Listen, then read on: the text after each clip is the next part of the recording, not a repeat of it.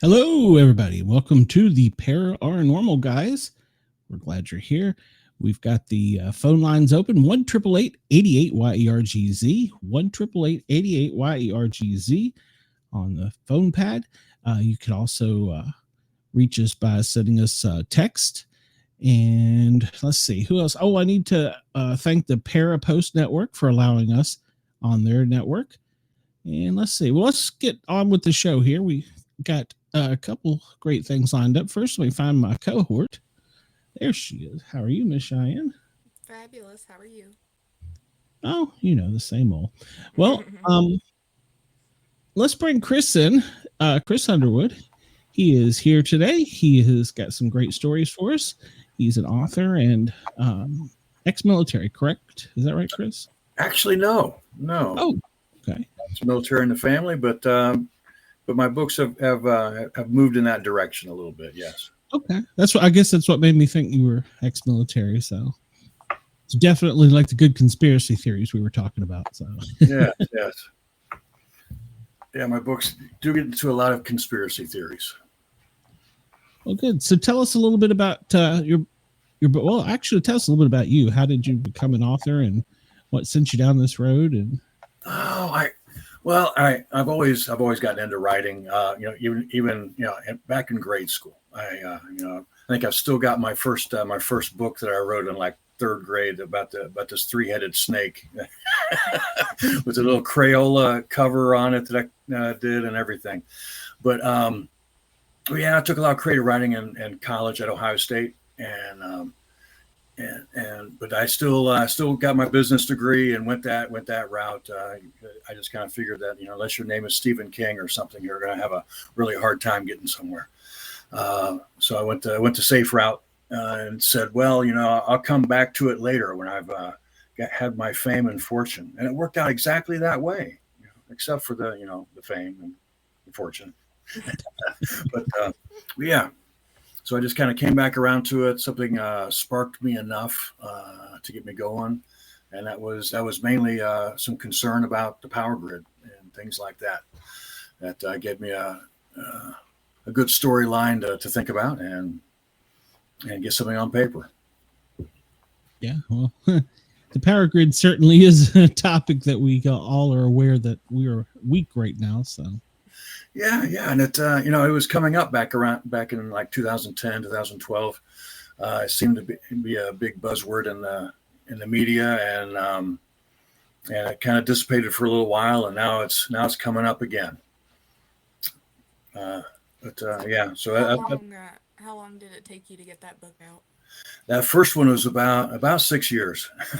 I joined some writers groups, and situations where you could turn in a chapter each month or two. You read them and critique. Yeah, and it was really good. You get some really good feedback. People don't hold their punches. It's not like you're giving your stuff to family or something where they're always going to say it's great. So you get some really good feedback, and it helped a lot. That's awesome. What gave you the ideas for your characters? Did you have people in your life that influenced them, or was this like comic book stuff? Yeah, I had a lot of people around me that and I kind of used their basic character, and then I would mold what I needed for the story around that. But still, it gave me a good basis to start with. I love hearing that too, because I'm glad that I'm not the only one that, like, when it comes to writing, is just like, well, this character is loosely based on this aspect of my best friend with this little thing over here thrown in. And Right, right. You put a little bit extra, or mm, you need to have a character that's doing a certain thing for the storyline, but mm, you still have that basic characteristic of the person yeah, I love that. thrown into it. Makes me worry where did they come up with the idea for Jack Bauer in 24? What was that based on? Hard telling. The will you never know. I don't know if you ever follow that series. That was one that I always wondered, could this ever be? So, well, we also have a lot of comic book artists and authors in here, and a lot of times we'll hear that they have taken bits and pieces of history and freely used them and put them in their world, and put their characters that they made up like that. Is that sort of the way your process was when you were writing it, or? Yeah, yeah. I think everything's really started coming together. I started writing like 2010, and things started coming together around 2016, and so we had the election coming up that was getting quite heated, and so that kind of got into my story. Although I didn't get political about it. Don't mention any politicians as being characters, but it made me realize that when an election year is happening, that's when things happen. And so I included an election as part of the story that just helped to cause more to happen, because the power outage to occur right after an election. We're in an election cycle now, so I know it's kind of weird. It's really kind of weird that that one came out in 2017, and then the second book came out in 2019, which has a virus. that was a man-made combination of things. But we need to have a talk. And so now the third one is coming out. But it was a combination of smallpox and the flu. But it kind of freaked me out a little bit. Who's reading your mind here? Yeah. A good friend of mine who works for a 3-letter agency, he said that a lot of times they will tap comic book authors and other authors because they have an innate ability to see things in the future that they don't realize they're seeing. And they can train them to remote view. And I was always fascinated with that because he pointed me in the direction of a comic book that came out back in like 2000, at 2010, or no, was it maybe 2010? It came out, and in last 2020 is when it came to be executive. I got it sitting on my shelf over here. Executive Orders, I think was the name of the graphic novel. And he's like, this is exactly what happened. It was written in a comic book 10 years ago. He threw it in front of me, and like I said, he works for a 3-letter agency, or he's retired now. Well, so they say. I was like, that's kind of crazy. That gets back to the whole premise of 3 Days of the Condor, that movie with Robert Redford, where you have these novel readers, and they're reading for things that look unique and might actually work out in a real world, and spy books and things like that. And so when he came across something that was too close to reality, a 3-letter agency came in and killed everybody that had read the book. Yep, don't get too close to the truth. I got too close to the truth, and the amount of creativity, not speaking from a biased standpoint at any point here, but the amount of creativity that these people have, it, especially once you get like a group of them together starting bouncing stuff off of each other, it's like, well, wait, if we made this even crazier and did this and this and this, and when you've got all these minds together, the possibilities are really endless there. Yes. It's going to drive me crazy. I'm going to look up the title of the comic book because I bought it in both electronic and paperback. after he showed it to me. But yeah, and like I said, I don't know if there's any truth to that, but he said basically that they would use people for the knowledge that they have, and then train them to get more information from the future. And I know that sounds like a big conspiracy theory, but when he popped this down, it's called the Homeland, and yeah, it made me think twice. And when we interview, well, a lot of times when we interview authors and comic book writers, we ask questions like that about where do you get your ideas, your visions, what made you think of this, I don't know. It came to me in a dream. Yeah, it's weird how things come to you, and you just. I think it was John Cleese, the guy from Monty Python's Flying Circus. He's given some speeches about the whole artistic process, and he said that writers and actors and other artists they are able to put themselves into a state of play. They're able to just release their mind a little bit and play. And that's he thinks that's the unique part of being an artist. I very much agree. Yeah, it's a talent, just like painting, drawing. It's a talent in any type of artistry, really. I mean, you look at the method actors that are out there, the painters, the writers, the different types of artists that are out there. I mean, yes, and there's so many people who I've talked to, bought my books, and they just tell me it's just so amazing that they could never even comprehend trying to put together a story and put it on paper and all of that, and that just kind of proves the point even more so. That there's just a certain group of people who have that ability, and some more than others, and all of that. So you may have some Stephen King in you soon. And a thing with that too is that there are so many people out there that have that ability that just don't know that they do. Because I've had so many people just like, whenever I've talked to them about things that I'm writing, give me some of the most brilliant ideas. No, you could go out here and do this. You could do this yourself. No. Right. Yeah. Don't take the chance. Don't take the leap. Well, that's what I was going to say. It's partly, like you said, you went the straight, the business route, the solid route. But then when you felt there was a point in time, you allowed yourself the freedom to open up more to it. Right.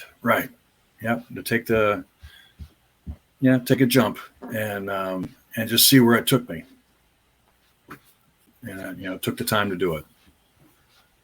Now, if I could ask a piece of advice here, how did you stick to just one topic to get this book written on?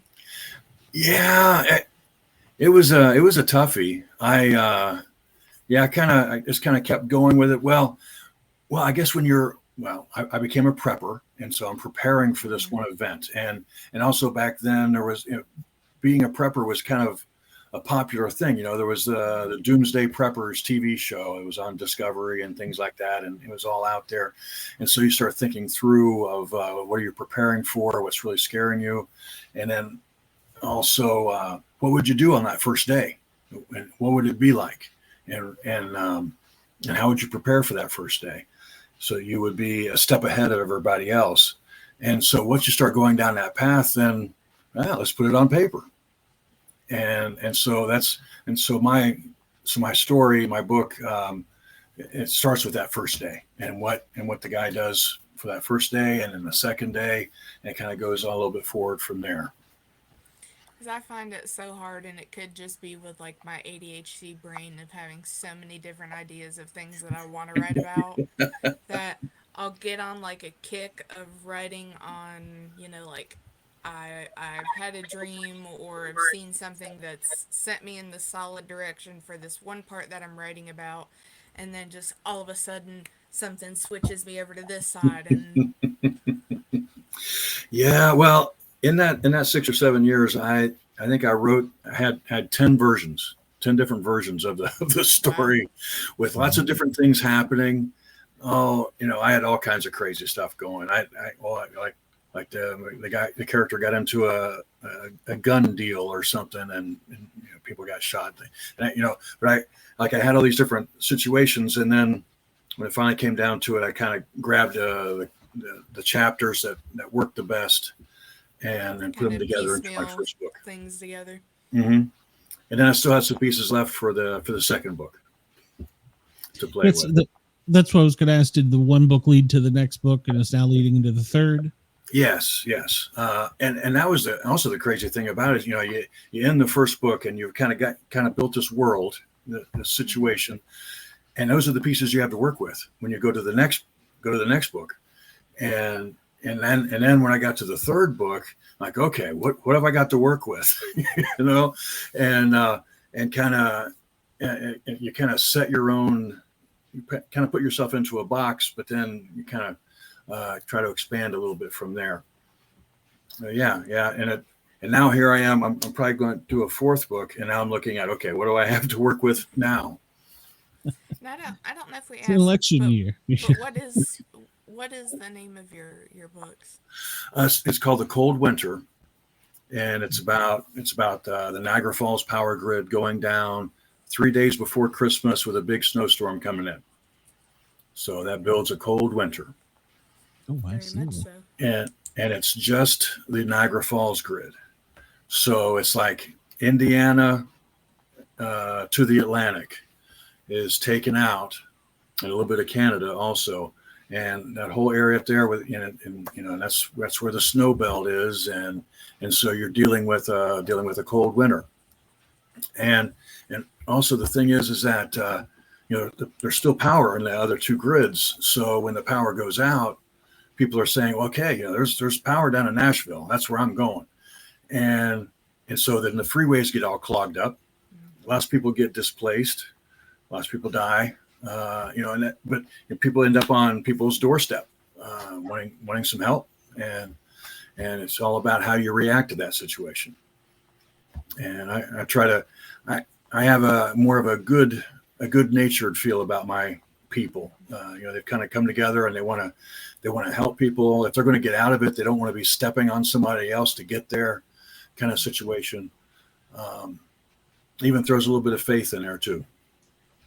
Because if in any emergency, people tend to look to God either for blame or for blessings. Yep. Yeah, you have to have a little bit of faith. Well, you sound like you have a good premise there. I mean, look at what Robert Kirkland did with the one thing with the zombies, and he's going 20 years later. So, yeah, and it's funny how people have told me that my story is kind of like a zombie story. I'm like, well, yeah, the bad weather replaces the zombies. Where when you go outside, there's something out there that can kill you. Yeah, especially up there in the north. Holy cow! I didn't. I grew up in Washington D.C., and you were talking about prepping. I think they prepped us as kids. So I remember as in elementary school that they would have the nuclear drills, and we were to dive under the tables. Right. Yeah.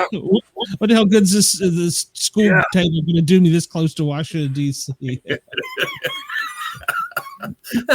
Well, it puts you on the floor so that whatever dust is left of you will be easy to sweep up. Exactly. For the next ones to come through. Yeah. That's one thing I thought about with Ohio is that, am I close to a target?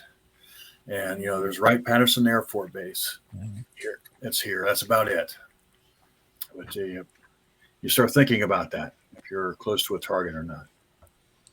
Yeah, that's you always wonder. But what's a target? Is it a large city? Is it military? Isn't that the base that they were supposedly moving stuff to?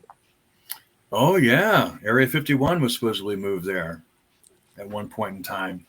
I thought so, but I couldn't remember. Yeah. That was a big conspiracy theory. Yeah, that's where they hid the alien bodies or something. Well, I don't remember the whole story, but it seemed I heard somebody talking about that. They moved it, they scattered it all around the country so that you could never find the whole puzzle. Yeah. I don't know about that, but you mentioned conspiracy theories, and there's some out there that have come true. Well, a lot that have come true, and then there's some that just make you want to put a tinfoil hat, you know? But they're all worth discussing, though. They're all worth throwing out there, just because you don't know which one just might actually be real. Like with mine, with discussing weather. Of course, you have to bring up the HARP weather control up in Alaska, and whether that's a real thing or not. And I try to throw out lots of conspiracy theory ideas. In my book, the people are sitting around the wood burning stove with the radio, and they're listening to the news report. And then I also have a ham radio operator who has taken over a state, a place on the dial, and so then he puts his spin on that news broadcast and throws out some other stuff, and so but nothing is set in stone, though. Nothing is said. This is what happened. He just throws it out there and lets you decide. That's kind of cool. I'm a ham radio operator, and that would be very realistic. Not a me per se, but from I don't have the equipment to broadcast like that, but I can see that in the ham radio world. Yeah. I mean, especially somebody, like in my story, he gets on the radio and tells people right at the beginning, that first night, of what they should be doing in their cars if they're trapped on that freeway. And it was something that the regular broadcast was not doing, was not helping out the people. He's going on and telling them what they need to do in their car to survive the night. It's funny. That's giving me very much like Deathly Hallows Harry Potter vibes, where they have to keep turning on the radio to listen to make sure that like some of their family hasn't died, and they're just hopping from place to place because they're not safe anywhere. And this is I guess it's a similar situation. People are moving around, going to getting to a physician for help, things like that. Yeah, and the calm voice on the air would help a lot, because there's going to be a lot of panicked voices on the air too. So, right. Yeah. I wonder if I say this because my kids are right at that generation wise, if this up and coming generation will have the common sense to turn on an AM radio, because that will still be around. Yeah. And it's also so funny. I've talked to a lot of folks who say that, if the bomb drops, I want it to land right on my head. I don't want to be a survivor. I don't want to be somebody who has to fight the zombies or scratch my existence. I think there's a lot of people who just feel that, it's just not worth the fight. Yeah. And there's a lot of people that, I was, for a career, I was a paramedic firefighter, and we used to train for, horrible situations and things that happen. Mm-hmm. And we came to a conclusion after about the first 36 hours that there was probably just going to be anarchy. Because and in my situation, like, the whole grid isn't down, so it's not like it's some catastrophic Armageddon. Yeah. And even in the people who are in the section where it's down, the radio is telling them, it'll be back up in a week, just hold tight, hang on. But it doesn't. And so a situation like that, the folks who would normally give up, they'll still be just kind of hanging on and trying, at least trying a little bit. It's a famous line, "Trust me, I'm with the government." Yeah. Famous words. I have a shot for you. You wouldn't get sick. Yeah, that was what your second book was about. Tell us a little bit about that one. Did the people ever get the grid back on at the end of the book? Or what? I guess no, the grid is still down. It's down for pretty much the whole winter. So like the first book is the first month of the winter. and we're rolling to the second month where there's still some more going on, but they realize that there's more going on than just the grid being down. There's a coup against the country going on, and they hear all the time about these local Minuteman militia groups that are doing things, and so they are recruited to join one, and this Minuteman militia has a Huey helicopter at their disposal. So one thing that I did was I volunteered with a Huey helicopter group that flies at air shows, and learned a lot about just the terminology, and also getting some stories from some of the pilots, that sort of thing. Normally, because Hueys, you normally see them over in Vietnam or whatever, in a green area, and so like, I need something frozen, and so I found a pilot that had been stationed in Alaska and got some good stories from him. So they joined this Minuteman militia, and they're going to the Ohio River. Of course, sailing has been discussed throughout the whole first book and the second book. So we pretty much had to get to water sometime. And so the Ohio River is where they went. And so then the third book is where we have some battles on the Ohio River. So we have a group that is in Steubenville area that has a Huey helicopter, and then we have another Minuteman militia that is in Indiana that has taken possession of a World War II tank transport. That is a museum piece, which I have also volunteered on that as well to learn some things about it. And they bring it upriver with several battles, because one thing they have to do is they have to liberate the locks of the Ohio River. There are 19 locks. They liberate some locks on the way up through, and then they have a big final battle on Wheeling Island, right there in Wheeling, West Virginia. And the ship, was a ship that was on D-Day. It was there, one of the ones that opens up and the tanks roll out the front on the beach, so it's able to beach itself and then pull itself off the beach. And so I wanted to be able to utilize everything that ship is able to do. So we land on the island, on the foot of the island, and armored vehicles roll out and go to battle, and they pull themselves off the island at the end. It's pretty cool stuff. That's certainly impressive. Sounds it.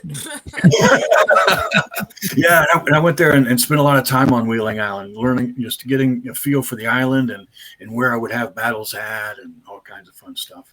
I'm a method writer, is what I call myself. I like to be there and do it. I like to fly in that helicopter if I'm going to write about it, and all that kind of stuff. Plus, I imagine flying in a helicopter was pretty cool. So it was great, man. I gotta be honest.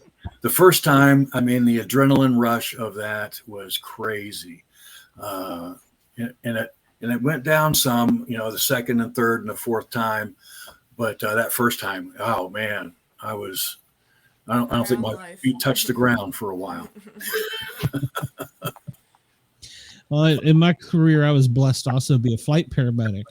And I did some on the helicopter, but it was usually the small bells. But I graduated to the Lears, and there is nothing like, and you're absolutely, there's nothing like that first ride on a Learjet. That first feeling of knowing we're going 250 miles an hour. We're going straight up. I can't imagine what a fighter pilot would feel. This is so cool. So yeah, and the adrenaline and the just the love of it. That was one of the things I fell in love.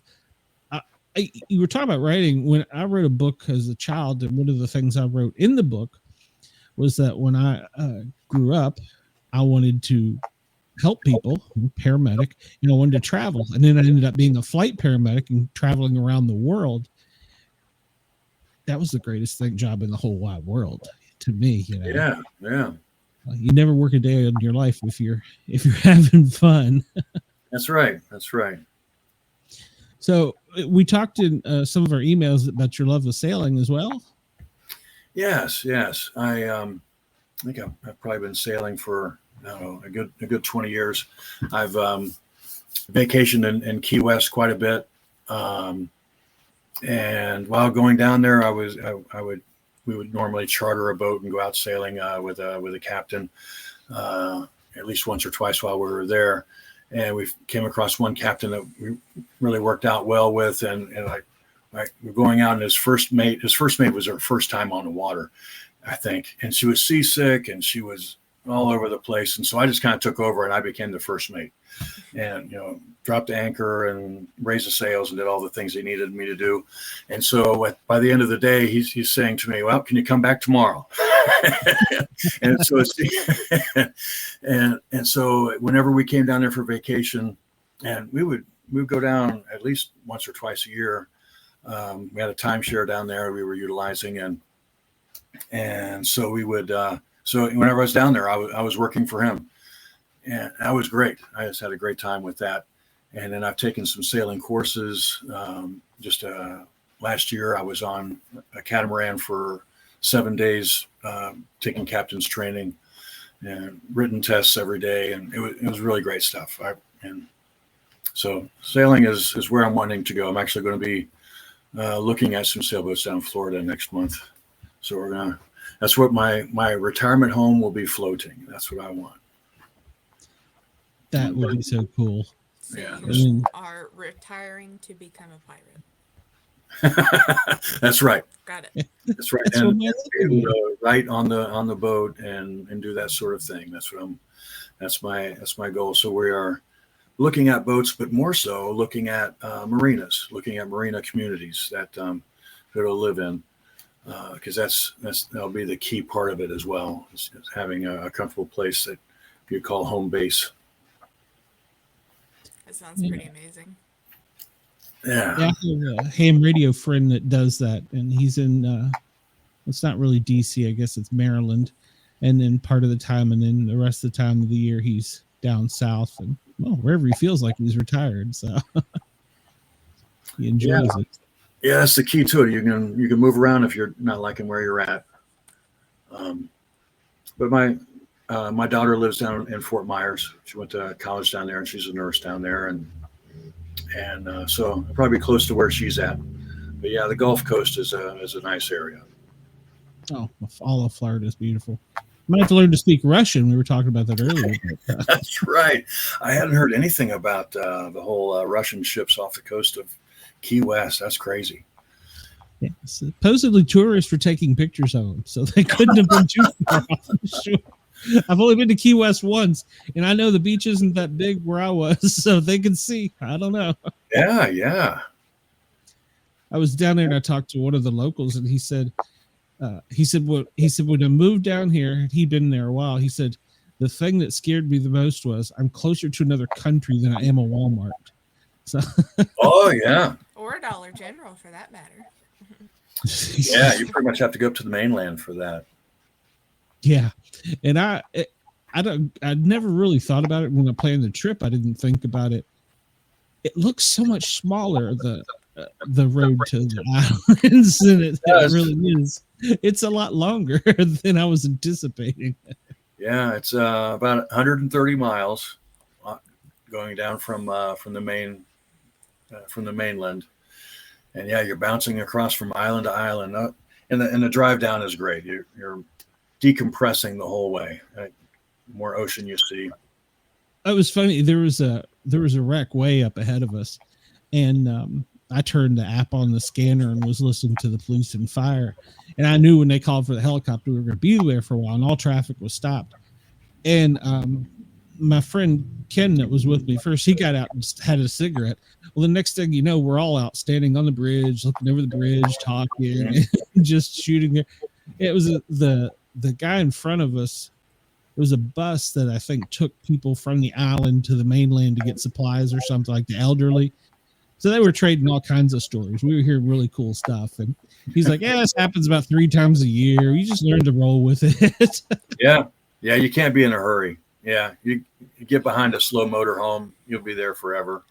You know, if you're behind, if there's an accident ahead, just pull off to a restaurant or bar, have happy hour.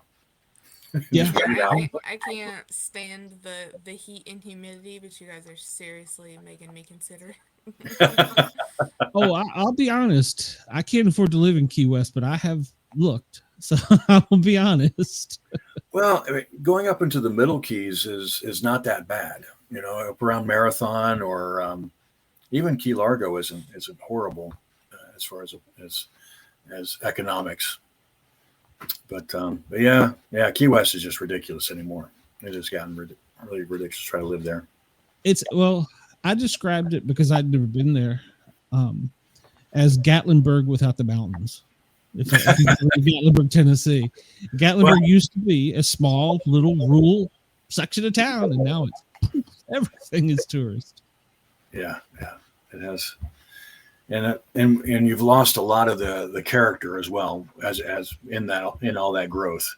I think we've been going there since like 92, and yeah, so much different, so much more character, so many little mom and pop shops have been turned and became more commercial. Part of me worries about that here too, because of where they have officially named Hawks Nest a national park.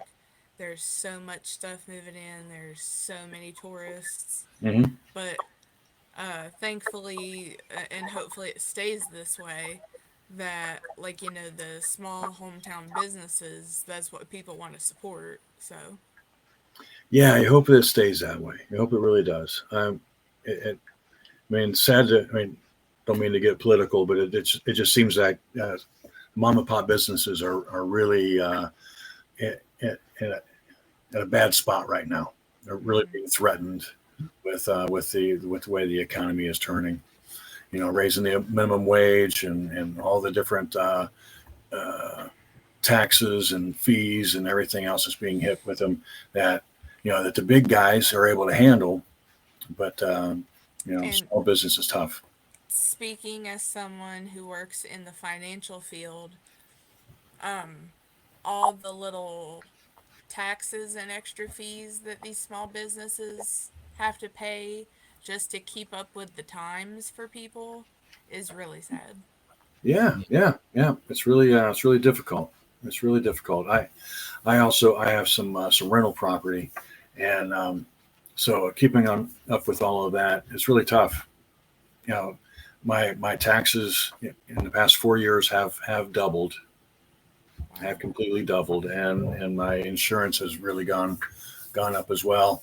And then you have everything else going on. It's tough.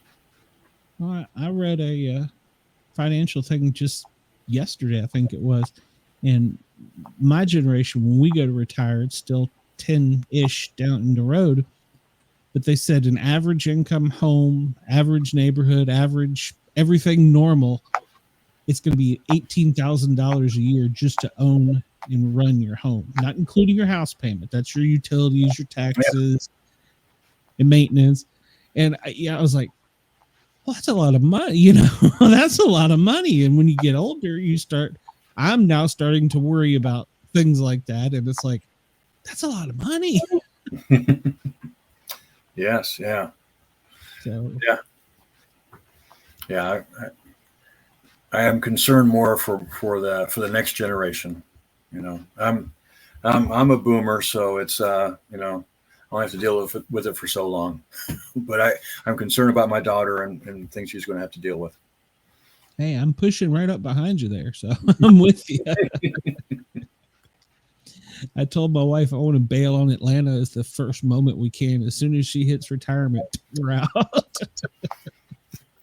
Yeah, it's how to plan that correctly and be able to walk out and do the things you're wanting to do, like buy a retirement home that's a boat. Yeah. I may take you up on learning to sail one day. That's always been something I wanted to. I've only been out on small boats, and then I guess the largest boat I ever went out, I was a photographer, and I went out on a small Coast Guard boat. It wasn't very large, but it was the biggest boat I'd ever been on. And it was quite cool, so I'd love to learn how to do some stuff. I would love to be out there for at least 24 hours just to see what it's like out at sea, away from the lights, away from everything, just to see. And sleeping on the water is a great feeling. It really is. Yeah. Yes. I've looked into a lot of doing the Great Loop. Have you heard of the Great Loop, where you start in the Great Lakes and come down the Illinois River down to the Mississippi and all the way down to New Orleans, and then you loop around Florida, or you cut through the middle of it there in Lake Okeechobee, and then go up the East Coast all the way up to St. Lawrence, and do the loop, and then get back into the Great Lakes again. So that's called the Great Loop. It normally takes about 200 days. Wow, I've actually never heard of that. That sounds cool. Yeah. Going down the Mississippi River, I think would be a really cool gig. Yeah. Be like Huckleberry Finn. Yeah, exactly. So, I've got some friends that do the off-roading, and their dream is to go from, there's a road that, well, it's not a single road, but you can go from basically the tip of Peru to the edge of Alaska. Oh, and wow. that's like, and a lot of it is not just on land, it's also overland. And so that's like their dream. And I was like, I don't know if I like that, but. Or even just crossing the United States is quite a project. Yes, it is. The first time I drove across Texas, I thought, I'm never going to get out of here. I'm from, I spent a lot of my life in Tennessee, and I thought Tennessee was on. Holy cow. Yeah. I never thought I was going to get out of Texas. Yes. So will your group that you've put under a blizzard and in a monkeypox, and will they make it to civilization, or have you got an exit plan figured out for the series? Or Yeah. I've gotten as far as I've gotten. If there's going to be a fourth book, I've got some more ideas. At least they're starting to ferment of what I will do next with them. But they've traveled down the Ohio River for a while, and maybe they'll get back home, and maybe that'll be the process of getting back home to the Columbus area and helping to protect the rest of their family now that they have served their duty, because their whole process was to protect a VIP and bring him to safety. So that was their mission, and so they've pretty much accomplished their mission. So they might be free to go back home, but the whole process of getting home will be something for them as well. I'm sure. Well, one of the things, the reason that we're called the Paranormal Guys is we always ask if you've ever had any experience or know anything about ghosts or Bigfoot, or Mothman is Shay's favorite. So, and Mothman is brought up in my book. As they're going up the river, they're bringing up lots of conspiracy theory stories, and they're talking about some revolutionary battles. There's revolutionary battles on the Ohio River, surprisingly enough, that they got that far west. So yeah, the Mothman story makes an appearance in my book. But let's see. So I do have a story. My home that we've renovated, I'm sitting in here now, is an 1830s home, one of the first homes of the little village that I'm in. It's a little Mayberry kind of town with a town square, and our home was the telegraph office, and later became the telephone office with the switchboard operator and stuff like that in our dining room. And through all of this, through the renovation, we gutted the house and everything while living in it, and even jacked it up off the foundation while we were living in it. We never really had any ghosts. We never had any spirits. Nothing happened. Well, there were lots of accidents and things like that, and they could have killed us off if they wanted to, but maybe they liked us. I don't know. So I was talking to one of my neighbors who also was in one of the really old houses of town, and he was talking about his spirit that he has, which is a 9-year-old girl who fell through the ice on the river here near the house, and he's talking about her and I said, "Oh man, we don't have anything like that. I wish we had something like that." And I didn't realize that I was putting out an invitation, because that night we heard the footsteps. We heard her coming in the door downstairs. Our bedroom was up on the third floor of the house at that time, and we heard her coming up the first floor steps, and clomping across the floor, and then coming over to the second stairway, and I'm like, oh man, it woke us out of a dead sleep. And so I just I think I grabbed up something and yelled, we don't want you here, and went over to I stuck my head around the doorway there, and looked down the steps, and there was nothing there, and never heard from her again. But that was an odd one that occurred to us. She's like, you want ghosts? I'll give you ghost hunting. Yeah. I didn't realize what I was saying. You can't be taunting the spirits. They'll let you know.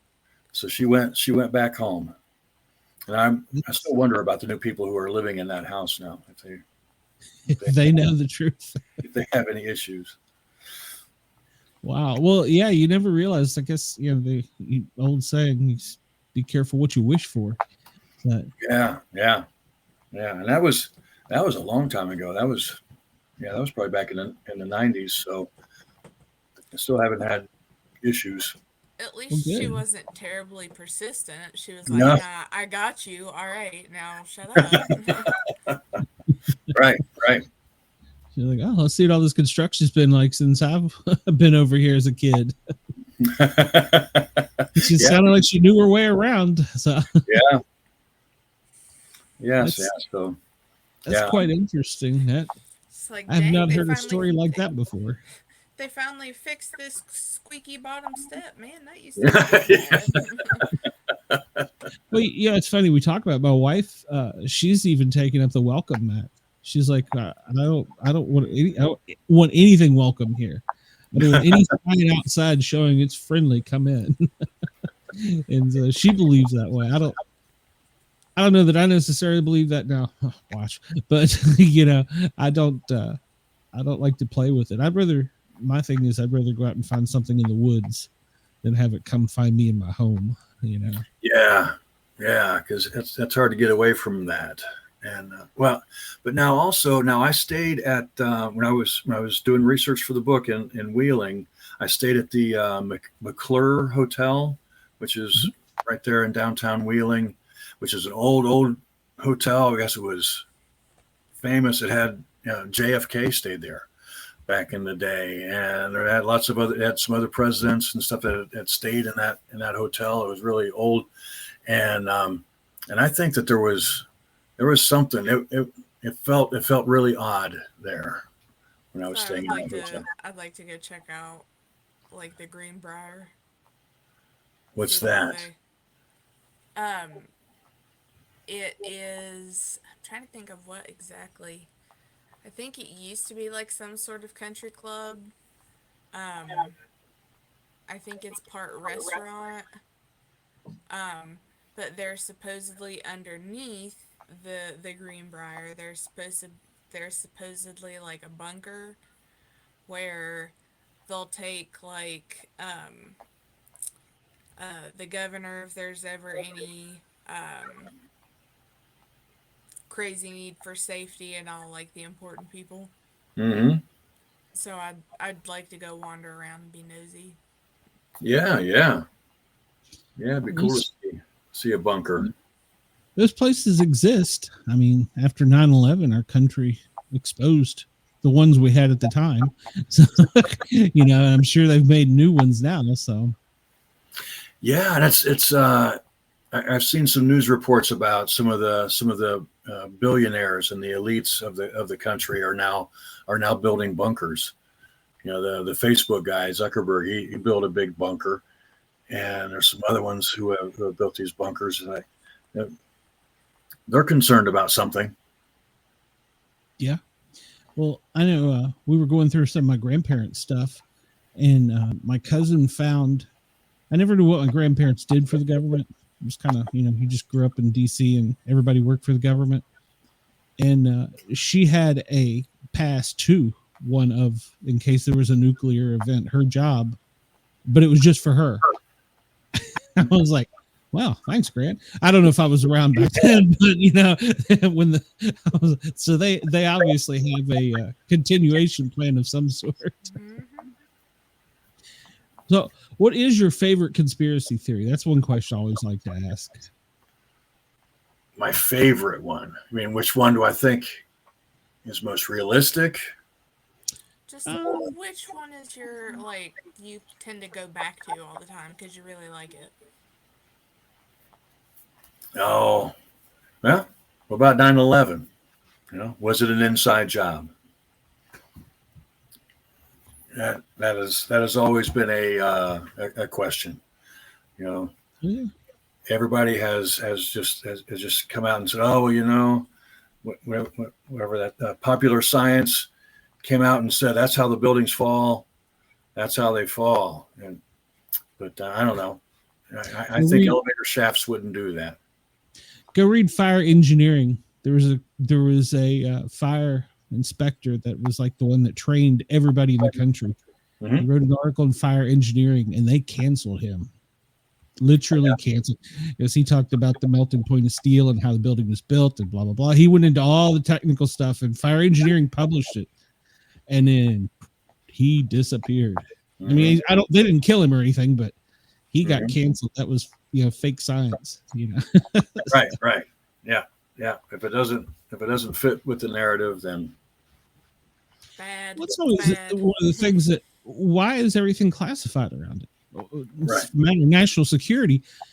We saw it on TV. We saw it on, it unfolded literally in front of our eyes. It wasn't like, Pearl Harbor where we're getting radio information a day later or something. We're now in that generation or time period where it's here, it's in our face, so. Yeah. And it was visual. It was something, that was really a thing that brought the country together. It really did. People were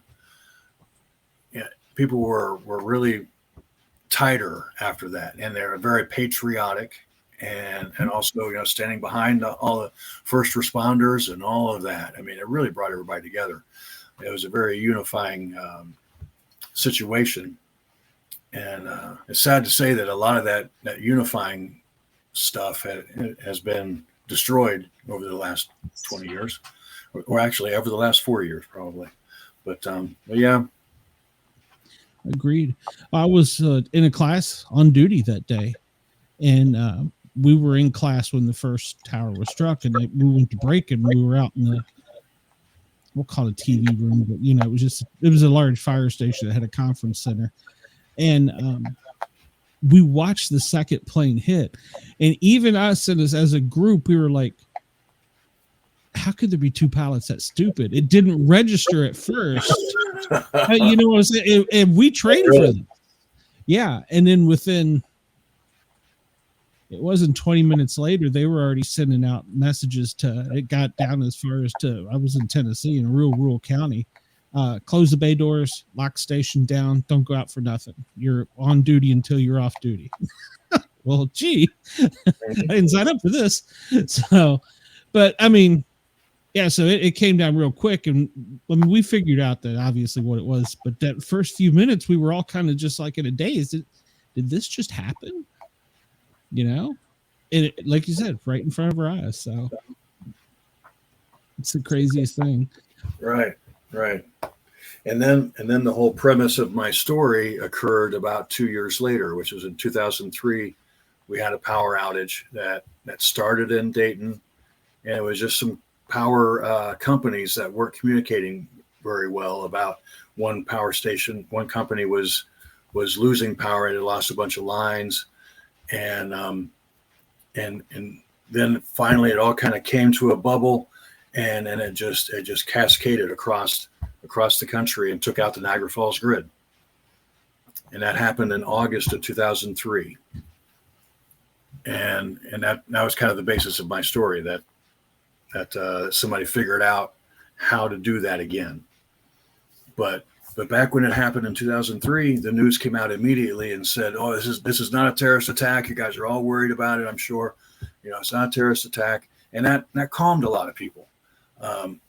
And it actually turned it into like a jovial thing. And in New York City with the power being out.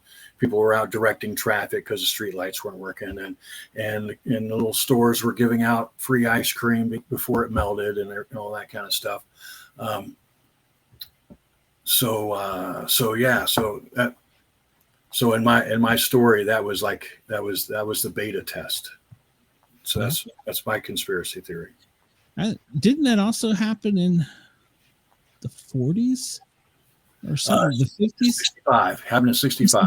Okay. I remember reading about it in some historical thing, and it was like you were talking about. People were out directing traffic. They were helping people in stuck elevators because there was not enough firemen or specialists at that time or police officers around, and so help your neighbor. So that's kind of cool. Yeah, that was a big one, and there's been a lot more happening. I was actually on another podcast not too long ago that the interviewer had done a lot of research about it and power outages, and there's been a lot more recently. People are out, just using guns and shooting up power stations and stuff, bringing down absolutely. Power. Yeah, that's a real thing. Yeah. Well, I listened to other podcasts, and I heard one. I don't know if it was last night or recently, talking about the Russians being off the Gulf Coast. He said if you look at the films of people of the era where it was the Cuban Missile Crisis, there's panic buying going on. There was panic in the country. He said, and they had less information than we do now. He said, why is there not panic? He says, because the media is not telling them. The government don't want them to panic because that'll bottom our economy out. So, that made sense when he said that. I was like, that makes a lot of sense because they don't want them in a panic. They can't control the media and what goes out. So, yeah, it was interesting. And they act like they're doing it for our own good. Yeah, we're children. Yeah, we're children. It's all for our own good, Yeah, we don't need to know. But it's something that doesn't follow whatever agenda is being followed. Yeah, yeah. If it was some sort of I don't know, racial issue of somebody out there on that submarine, then it would be something on the news. 100% agree with you. That might be a book for when you start your sailing adventures. So. Well, Chris, tell everybody where they can find you. If you got anything upcoming, because I told you to only keep you about an hour, so we're getting close. I wanted to make sure you get time to tell everybody where to get your stuff. And let's see. Okay, well, my website is author chrisaunderwood.com. All my books are on Amazon. There's another Chris Underwood out there who was on Survivor, so he's a writer, so he's got a bit of a following, but he's more into magic and fantasy. But my book series is called The Cold Winter, and the last book I just put out was The Battle on the Ohio, the third book of the Cold Winter series, and I just released it on June 6th, which is anniversary of D-Day, and I was on the deck of the ship that the story's about, signing books on that ship, and so I was there. That's right. You told me you'll be just returning. That's right. Yeah, returning from that, and then like a week and a half, I'll be at the Dayton Air Show with the helicopter group that I worked with, and I'll be signing books there with them when they're doing their helicopter rides. And then also when the LST 325 is going upriver, it'll be going up to Pittsburgh for the Labor Day River Festival, and I'll be up there signing books as well. So I'll be in Pittsburgh Labor Day weekend, and then the weekend after that in Wheeling. They'll be stopping in at Wheeling the next weekend, and then Marietta the weekend after that. I'll be signing books on the ship then as well. Awesome. Yeah. Awesome. I'll be getting around. Yeah, you got a lot of miles ahead of you. Well, I wish you luck. Keep in touch with us. Let us know. And you're welcome to come back on the show anytime. Yeah. Well, yeah. Well, I'm going to be at the Mothman Festival too. Oh, You'll probably meet Cheyenne. She's going to be there. So I'm going to send her a bunch of stickers and posters and stuff. It's like, here, hand them out. Pass them on around. Well, I'm trying. Well, the thing is, I still haven't gotten a definite confirmation from them of my booth. So if you know of anything, if you're able to pull any strings, let me know. I'll go harass Jeff Wamsley about it. Yes, please get me in there. The thing is, I have another book. I have a murder mystery that I wrote called The Creatures of Holden Beach, which is kind of a Mothman or kind of a story along that line. Here's my cat. Yeah, I was going to ask. I saw the door open behind you. Well, and I was like, wait a minute. And then the cat came. Yeah. It's like, all right, it was the cat. This is Mister. It's too funny. Beautiful. Yeah, I saw the door open and I thought maybe the little girl's back because I didn't see it. No, he just walked right in. All right, Chris. Well, keep in touch. I wish you luck, and man, thanks for coming on. I appreciate it. It was a lot of fun. All right, yeah. Let's do it again. Maybe after a couple more of my shows and book shows. After I do the air show, maybe do something along that line. Yeah. Heck yeah, sounds good to me. All right. Well, Chris, have a wonderful evening, and we will see you soon. All righty. Sounds great. All right. Bye. That was great. All right. So everybody with WDJY, WRFN, New Mexico, and I think there's some other places. Hang tight. We will be right back as soon as I can figure out what button to push. I always have trouble with the buttons.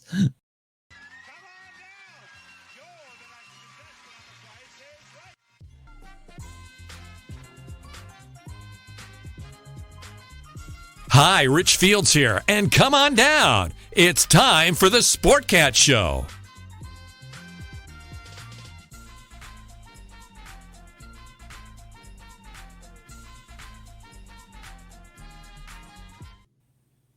And we're back.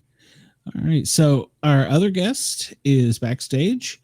Have you spoke to him already and everything, Cheyenne? Or yep. Okay. So because I was looking to make sure we were all ready and good to go. Yep. Let's introduce Chris. Chris, can you hear us? Yes. Okay. All right. We can't see you, but that's okay. We can hear you. My webcam was plugged in. I was just on it too, testing it. So. Huh. Okay. Are you on Safari or Chrome or? Chrome. Huh. Okay. Yeah. Usually it works right away. That was a weird message. I've not seen that. In the middle of that last segment, it came up on my screen, Cheyenne. Your internet is out. I'm thinking my internet can't be out. I'm on it. No, so I don't know what that was. Yeah, well, no, it came up on my screen that mine was out, and I'm like, that's not possible. Well, Chris, we got good audio on you, and that's the main part. So tell us a little bit about yourself. We did have. Do we not? Can you hear us? Right. Well, I'm not sure what happened to Chris. The boogeyman got him. One of our paranormal got him. Well, it is funny. People say that before they come on the show, everything works great, and then suddenly, boom, nothing. You remember what happened with Meg, and then we had that other guest. So we gotta quit spilling so many secrets. I think there was a cool story though about him talking about how he said he wished he had something cool like that happen in that very night. Yeah. How would you? I don't know that I'd have been brave enough to look around the doorway. Nope. You know me, I prefer the woods. I'm okay out in the woods. Bring it in my house, and I'm under the bed with a rifle. Yeah, I'm under the bed with a rifle. Cat better not open that door. That's well, as a firefighter. Oh, women chat. It's open here. As a firefighter, one of the things we look for at nighttime is hello, uncommon soul. Is if we're going through a house and a bedroom door is locked, that's usually like a telltale sign somebody's definitely in that bedroom, and so I always make sure to do that. Okay, hold on. We got Chris back. Hello there. There he is. Oh. Your audio sounds a little funny. Can you hear us? Okay. We kind of hear you, but it sounds funny. It sounds alien. Yeah, it does. That's That's weird. It makes me think of The Fifth Element for some reason. Yeah. And Chris uses audio video equipment all the time, so I don't think it's kind of weird that it's happening.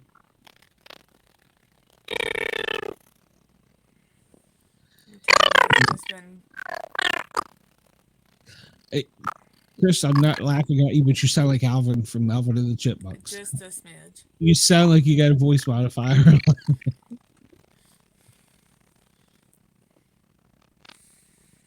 I've never had that happen. Chris must have some great paranormal stories because they must be messing with his equipment.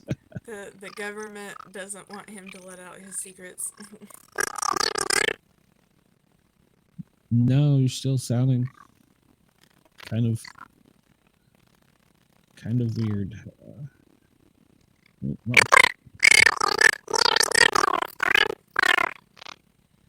I heard storm or. Oh, I wonder if you Yeah. took a power surge.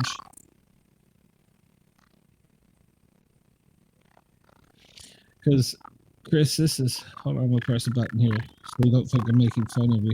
This is what you sound like to us.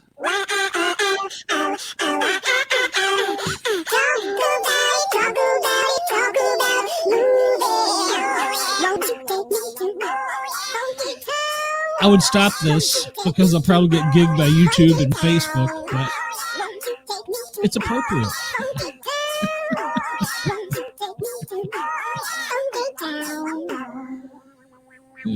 I'll probably get gigged for that. So it was worth it. I've done this for several years and I've not had that happen. That was weird. So, all right, Chris, are you with us now? I mean, the video seems to be working. Yes, we're good. Oh, you are great. I was not making fun of you, Chris, but that's exactly what you sounded like. So I apologize. All right, Chris. Well, so yeah, Cheyenne said that you had some storms come through. I hope you didn't get a power surge. I never lost power, but we lost the internet. Ah, okay. Well, tell us a little bit about yourself. We'll start there, and we'll just see where we go. I'm a writer from Worcester, Massachusetts, of mostly horror fiction. Currently working on a documentary book about comic book stores in New England, and also a TV show about deceased comic book artists and writers. Oh, wow. All right. So what prompted you to do this? Which one? Well, let's start with what got you along the process of writing to start with. You look like in your background, you got a lot of comic books, so you must have grown up reading comic books. I don't have any real story for that. I guess I've always had an imagination. Okay. All right. Well, that's cool. I was gonna say, your background looks like my fiance's art studio with all the comic books. Yeah, you must have a love for the comic books is what led you on this passion to write about the comic books. Yeah. I mean, I've been reading comic books since I was like 10 years old. Okay.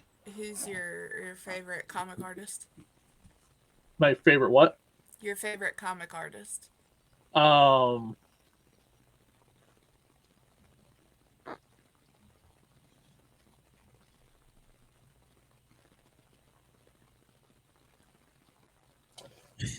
I don't know. I mean, I have multiple. I don't have a specifically one favorite comic book artist. It's honestly I think it's multiple people like Mark Bagley or Todd McFarlane or Eric Larson, or John Romita Jr. or John Romita Sr. All of which who have worked on Spider-Man. Yes. Gene Cullen, maybe. He was on Two and Dracula. And other titles, George Perez as well. A lot of these people I've met, but I think as I got older, I don't have like a specifically favorite comic book artist. It became like a lot of different artists altogether. So it never was more than just the one. Well, that's great. Spider-Man was one of my favorites. So when you named all of them, I was like, oh, he's hitting all the topics on Spider-Man there. I mean, I'm a big fan of like Ken Hunt only because the fact I worked with him on specific projects. Mostly this is coming apart. Our Vlada Dracula Tale project, where he drew all the various artwork for it. Oh, beautiful. This just fell off the shelf, so I'm like really concerned about that frame, which sucks because the frame is really nice. Well, I hope you don't have any paranormal activity going on in your studio there that's causing all these issues. No, it was me moving something, and then that fell in the middle of the night because I think it was just stacked up against something that was just not going to support its weight anymore. Gotcha. So, with all the comic book artists you've met, which was the most impressionable on you as far as your artistic stuff?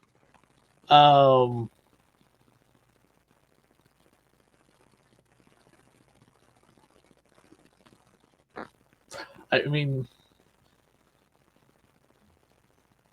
any of the heroes that I wanted to have unfortunately passed away before I had a chance to meet them, so it was just a matter of liking their work. I don't have one specific person. It's like a lot of different people, like the ones I mentioned. Okay. All right. Well, walk us down the path of the creation of your book. When did it start, and what was the process? We started on Kickstarter in 2020, and it had been long in gestation for a few years prior to that. With are you talking about specifically the Vlada Dracula Tale? Yeah. So that was in 2016 with a short comic book, and then we did the graphic novel where this specifically comes from. That piece of artwork there, if the camera is, there we go, without the reflection. But Ken Hunt, he wanted to do something different, more of a prose novel akin to, I don't have a copy of it with me right here, but akin to Bernie Wrightson's Frankenstein, and the illustrations he did for that, or Greg Hildebrandt's Dracula, which has a ton of painted illustrations in it. I have a copy of that one. And the art in that one is amazing. So that was his suggestion, and then we got it done on Kickstarter in October of 2020 with everything that it takes to run a Kickstarter, which is annoying, and I don't recommend anyone doing Kickstarter. I don't like it. We ran our first Kickstarter in March or January, February, April, and it was a horror to keep up with. It's the absolute worst. I don't understand how people can do it every other month. If they have that much of a dedicated fan base, maybe, sure. But I would have had to run a Kickstarter every 5 minutes in order to keep the fan base going with it, and I didn't want to do that. And people are Yeah. like asking me like the dumbest questions, like, well, "How do you run a Kickstarter? Like, well, what's the ups and downs?" I'm like, it's a horror show. I don't recommend it, and I don't want to recommend you doing it and give you advice on how to do it. So, That shut was up! Stop asking me questions about Kickstarter. Just like That was- create it and run it. That was like the single longest month in my life. What I've not It's like dealt with. people asking, how do I get my movie financed? And I'm like, seriously? You're asking stupid questions that you ask on the internet? Go Google it, man. There's probably an answer out there. There's not. I've You never need dealt investors. or Well, all how do I the- get investors? all the I'm qu- like, I'm not the answer for these questions. Go to film fests. That's where you're gonna get those Yeah. answers. That's what I tell everyone to do. I like go to a film fest. That's how you're gonna get your answers to your questions. How do I make my movie? Find 5 friends and make your movie. I mean, I'm working on a TV show that I don't have to do anything but interview people, and then we cut together the audio just to make it sound like awesome with people talking about, dead people like Mark Grunwald. Well, yeah, and the audio video part is the worst part of having to edit and put it together. I'm clear, so I'm just learning to do that now. So I've never dealt with Kickstarter, so I have no idea what you do. Yeah, we're not doing Kickstarter for this. This is Don't literally ever do it. just like me finding an editor that will do it for the cheap or whatever, and that it's gonna look like every episode's gonna look consistently like the last one. It's like sharp cuts, sharp edits. Can't do it, then move on. What's a learning process? So I mean, I just started putting 2 shows on TV in New Mexico and California, 2 of these shows, and editing them, try and get everything together. It's a process. People don't understand that there's a lot of work that goes on behind the scenes with this stuff. Now, I will say for our first Kickstarter, it was a good one. We definitely did good, but we were continuously editing the page like all the way up until that last week, because halfway into the start of it, we got a guy that wanted to help us, and he did great, but it was just constantly changing all the way up until like that last week. Yeah, I know nothing about Kickstarter, so I've never tried to do anything or fund anything like that. So, no. So I'll So- assume you doing the book on the deceased artists was based on your love for Oh no, those this deceased is artists. not that's not a book. That's like that is a media project. I can't even describe what it is right now because it's evolving. So it's it could be a bunch of short films. It could be like a TV show. I don't know. Just we're getting into so much material on who we've interviewed that it's becoming bigger than I was expecting it to be. Well, that's a good thing, isn't it? Yeah. Besides for the working part of it.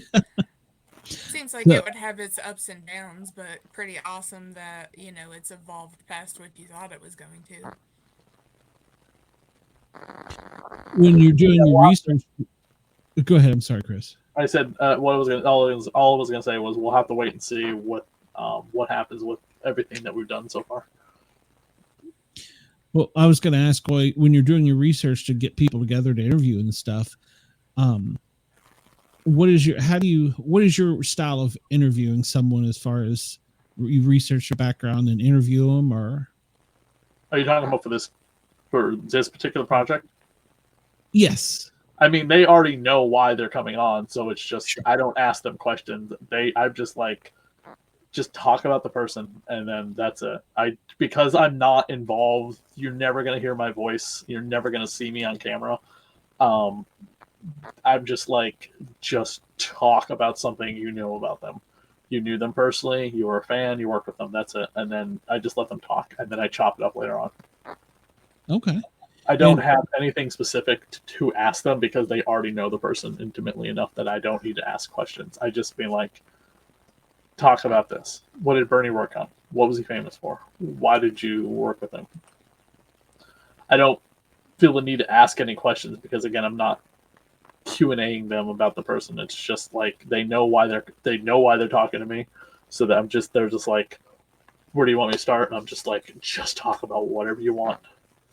There you go. It's kind of old school journalism. I mean, really. I don't want to ask them questions because I'm not. Again, the questions won't be. You will never hear the questions. Yeah, So just the facts. So how many projects do you got going on currently? Sounds like you got quite a few. I mean, the documentary about the TV show. The documentary about the dead comic book artists and writers, and then the comic book store documentary. That's it. Okay. I have a comic book I'm working on, but it's nowhere near in any kind of development that I want to talk about yet. Okay. Understandable. Because it's I don't know when it's going to get finished. So I just got page 8 of it now. So maybe if I'm halfway done, I'll finally be like, all right, this is what's happening. Well, from what I understand, comic books are the hardest thing to write because you have to literally build each scene. You're doing the movie set in your mind and then putting it into a panel. So, well, I wrote this comic book 6 years ago, so the script's just been sitting there waiting for the correct artist that I feel like is competent enough to do it, and the less direction I need to give them because the script is their instructions. If they have to ask me 30 million questions about it, it's like, okay, we're not going to be able to work together because I wrote you your instructions. All you need to do is just show me what you've drawn so I can approve it and then move on.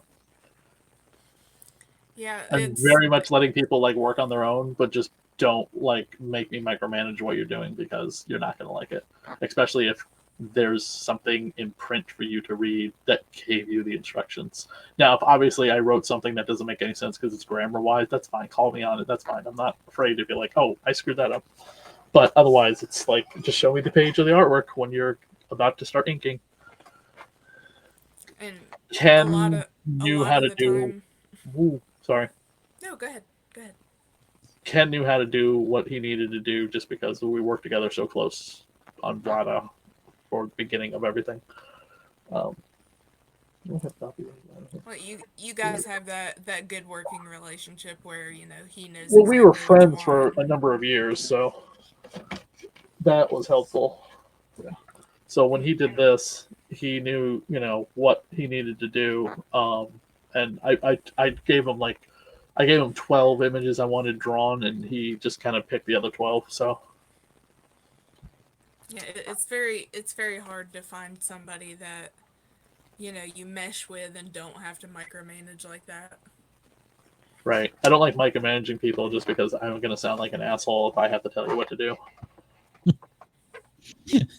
And yes, it's very understandable. You know, I've had to be back and forth with the dealings on that myself, so I very much get it. I'm also not an artist as much as I'm a writer. Mm-hmm. So I want to make sure people have the freedom and ability to do what they need to do, especially if they've been an artist for a while. Mm-hmm. I paint once in a while. I don't have anything I can paint, anything here to show you what I painted. Nope, I don't. Some of it's hanging up in Man Ray, a club in Boston. Some just might be buried in the other room. But what I paint is very simplistic compared to, like what Ken drew. So, yeah. Is the painting more of something you'd want to pursue, or more just like a hobby? I think right now it's just a hobby. I haven't painted anything in a few weeks, but I've also been busy, and I was on vacation in Hawaii. So I just only have been back in the real world for the last couple weeks, and really trying to get the book about the comic book stores in New England done, which is turned into less like a biography book and more like a analysis of businesses that I wasn't intending it to be. So it's just comic books that are in Massachusetts, or is this like Comic book stores? Yeah, but so it's No. like United States wise. New England. Okay. Like, so is it more? Somebody already like wrote that book. What was it? Somebody already wrote that book about the comic book stores of the United States. Oh, I didn't know that. Okay. Yeah, it came out in 2017 by Shirani. He's a Wall Street journalist, business journalist. So he wrote he's a comic book fan, so he wrote a book about the history of the comic book store in America, which goes back to possibly the 70s, possibly the 60s. But it covers up to about 2017, and it was like the inspiration for me to write the book about the ones in New England. So without being like worrying about, oh, am I writing the same book he wrote? Could this be plagiarism? No, his was all about America. Mine's just about 6 states. Are you personally visiting each one, or just? No, there's nothing to do that. That's a lot. Yeah, that'll take you a long time. I mean, if I see one, I'll stop by, but I'm not going out of my way to go to every single one of these stores. And I know some people are just like, oh, you should. And I'm just like, yeah, you should, because gas is not what you think it is. So don't make suggestions of things you're not going to do yourself. So is this just kind of like an analysis of each store, or more of like a, like comic book stores are on the rise for closing, or what do you consider it? It's just about their history. The history of each one, or the history in general? It's about the store's history. Okay, yeah, that's what I was getting at. Each of the ones in New England is what he's saying. I get it now. Yeah. Okay. Yeah, because I mean, you read a lot of places that they say the comic book stores are dying, the mom and pop stores are dying. That's a Who big. keeps saying that? I've read it in several articles. So I've read that Marvel's trying to kill. We have 100 comic book stores in New England. Oh, in Atlanta, I have 2. Believe that or not. It's very lucky that there are that many in New England, because it's dying a lot of other places. I mean, I think there's been a resurgence to a point, but around like our neck of the woods, it has died down a lot. I mean, there's like 3 stores that have closed since I started that I interviewed, but like one because of medical related reasons, not COVID, not finances. One was because of finances, and one was because they got a huge buyout from another store. Okay. They didn't need to go out of business. They were finding their own. The money was just too good to pass up for their entire stock and customer base. So they sold. Just be like, we'd be stupid not to take this offer. Well, I know when I was in East Tennessee in Knoxville, there was 3 or 4 stores, and that was when I left there in 2002, and I've come to Atlanta and there's 2. I mean, 2. I mean, there may be some smaller ones I don't know about, but there's basically 2 that you go to in Atlanta area, so it's kind of a niche market anymore. I think every state is different. Surprising to hear that about Atlanta. At least I knew at least 5 stores, one of which thrives on being the store closest to where they film The Walking Dead, as well as most of the Marvel films. Yes, that's in the South Side. Yes. So that was, plus Atlanta is also the home of Dragon Con. Mm-hmm. You're correct. Yeah, it's taken over at least a week a year. Well, I guess the part of Atlanta I'm familiar with is most north and east side of Atlanta, and I've went as far as into downtown. I've been to the store in the South Side, like it, but yeah, there's very few. They did just open they took an old Big Lots and they gutted it, and they made like little tiny antique malls in it, and they've invited people in only on weekends to come in, and they've done everything from Dungeons and Dragons to comic books to, I don't even know, some of these new games, the card games and stuff. Now that is getting more popular in the area. It's funny, we have one of those like that closer down home. Bottom is all, it's a big space, but the whole bottom half is all antique store.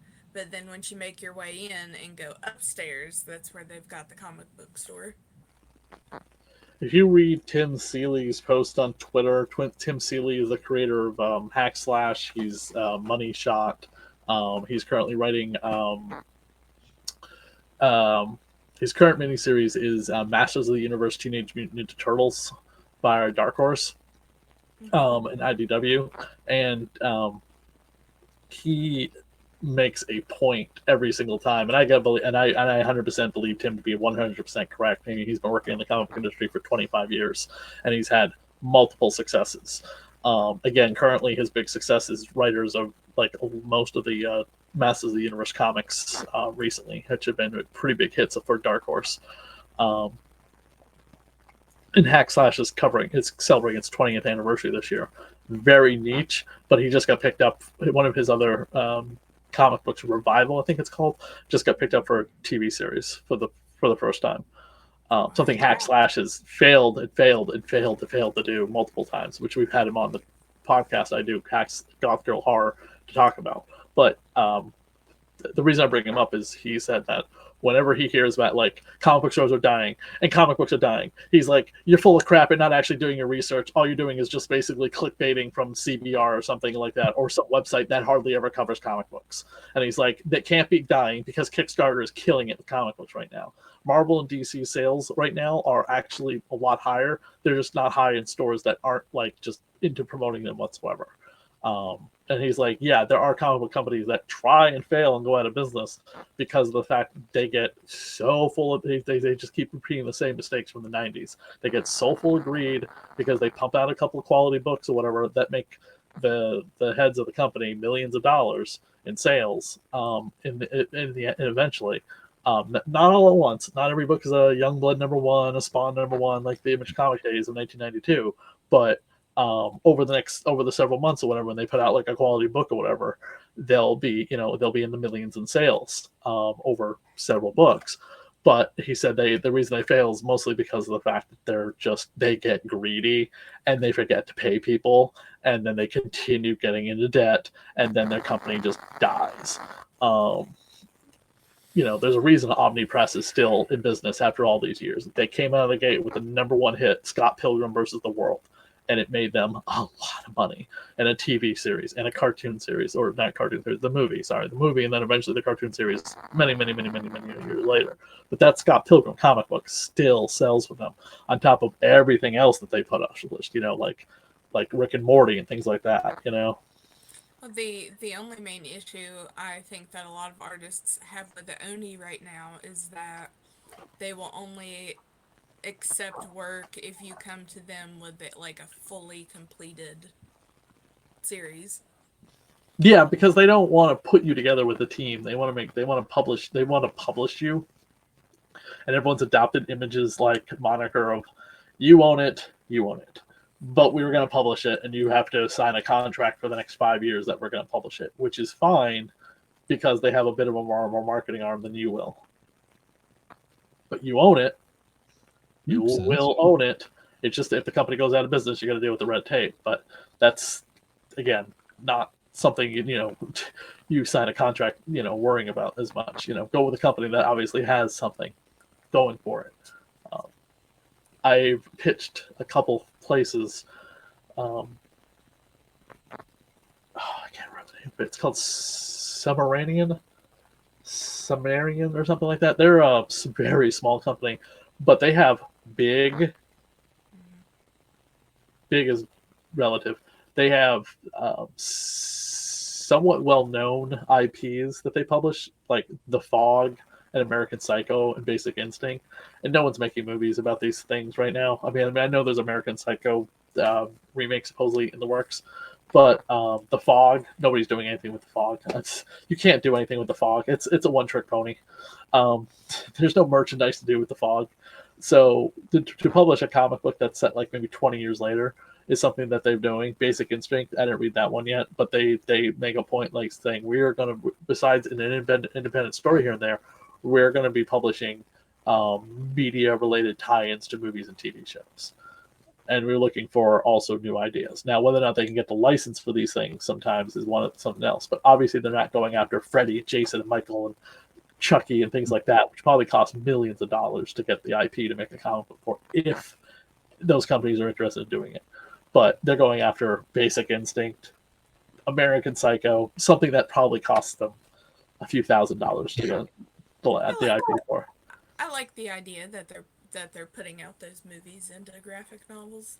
I mean, then no one's going to go after Alien Predator because Marvel owns Alien Predator, because Disney owns Marvel and the Fox and things like that. To find out that Marvel owns Ultraman. I just found that out recently.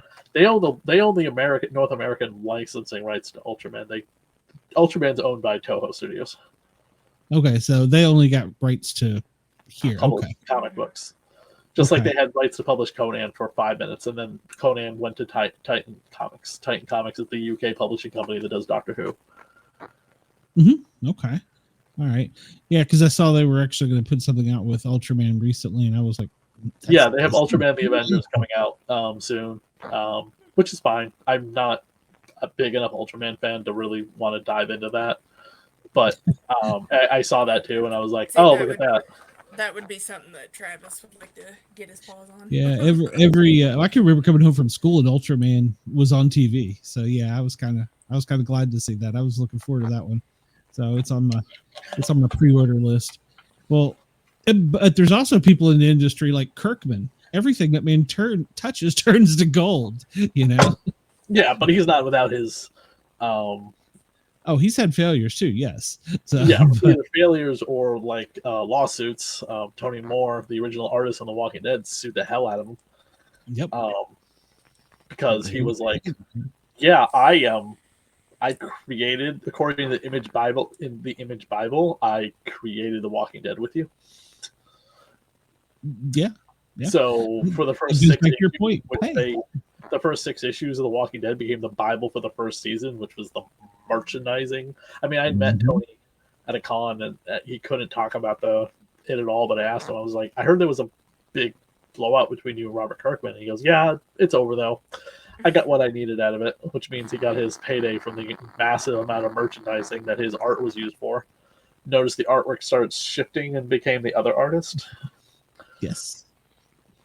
Yes, I did. Well, and you said a key thing there: the merchandise, and then down the road, movies and TV shows and stuff. So I had the first volume of The Walking Dead right here. I don't see it. Maybe I packed it up in a box or something. Oh. Travis had it for years, for quite a while, and then early 2000s he ended up selling them, and he's like, "God, I've been kicking myself for doing that for years." Yeah, and Kirkman's riding high still with Walking Dead spinoff shows. One is filming here in Worcester right now. The whatever the show's called with the girl and the guy who killed her husband, whatever that team is. Maggie and Nero's show, which is hilarious because he bashed Glenn's brains in with a baseball bat. But they have a team-up show. They're on the road. Okay, I got you. All right, yeah, I got you. Which, by the way, they were those two actors were Martha and Thomas Wayne in Batman versus Superman. I know. So very unusual, but I digress. The Robert Kirkman thing continues because of his massive success. I mean, it's outselling Batman and Spider-Man comics. The massive success of the Energon universe. Yes, the Transformer world. Yes, the Transformer, G.I. Joe, and Void Rivals. Yes, which is like slowly building to whatever the storyline is they're building to. I mean, the Void Rivals newest issue came out, and it was like it ends with like the Quintessons, and a name is said, and the Quintessons get all freaked out or whatever, and they're like, and like G.I. Joe ends or whatever, and Cobra Law is coming to Cybertron, and like the next series starts or whatever, introducing the Arishnikaj clan, and then over in Transformers they've got Megatron on a warpath to find Starscream and Optimus Prime. It's like every issue I just gobble up immediately. Me too. Me too. I was so excited to see Kirkman get the world, and even with the G.I. Joe. I was never a big G.I. Joe. I was always the Transformers growing up. That was mine. So I loved them. The last thing I wanted to talk about was the newest comic book I did, which I had messaged you guys about, was my first like adult themed comic book, only because it does have sex and violence in it and nudity, called Detective Simona. It's basically a private investigator that's a succubus. I don't have a copy here to show you, but copies of it are available on my Etsy store. Okay, well, tell us all about it, because yes, we're good with that. That sounds. Oh, like I just did. Oh, well, that was it. Okay, I thought it's a private detective that's a succubus. Okay. All right. Well, you were suckering me in. I wanted more. That's what I want to promote it as, just to get people to go out to come over and buy it from either a local comic book store here in New England or over on my Etsy store. Okay. But it's rated R, so it is mature content. There's 2 pages of like nudity and sex in the end. It happens. That reminds me, I was going to ask, and you'd be a perfect one to ask. The comic book industry there for a period of time had to go through the ratings where they had to put the sticker on there that it was approved. That's gone, isn't it? They don't have to do that gone anymore. For 24 years. Okay, so that, because I was doing some research for a radio show, and I come across the Tipper Gore, the whole at the beginning of it, and I was like, I don't remember seeing any recently. So yeah. So did it just, the industry took care of itself, or did the government just stop caring? Or the government never cared. The government hasn't cared since the 1950s. It was Tipper Gore getting her panties in a bunch because of the music making the kids do bad things, and I'm sure. Oh yeah, that had nothing to do with the comic book industry. The comic book industry created a governing body for themselves, kind of like the NFL has like all the owners. They're all part of a committee, and they appoint a guy to be the head of their committee, which is that guy everyone hates in the NFL. I should know his name because we just had our Hall of Fame ceremony for Tom Brady tonight. Goodell? Yeah. So that guy. So the comic book industry had the same thing. All the owners, Marvel, DC, Mad Magazine, whoever Mad Magazine's original owner was before DC bought them out, Archie. I don't even know who else or whatever at the time, because I don't even know what comic book companies existed way back when, before a lot of them imploded. Then in the 90s, it became very lax when Image came out, and Spawn was just like, like violence and gore and a lot of partial nudity and things. And Savage Dragon had like tons of sex, and like Savage Dragon today is not a comic book for children whatsoever.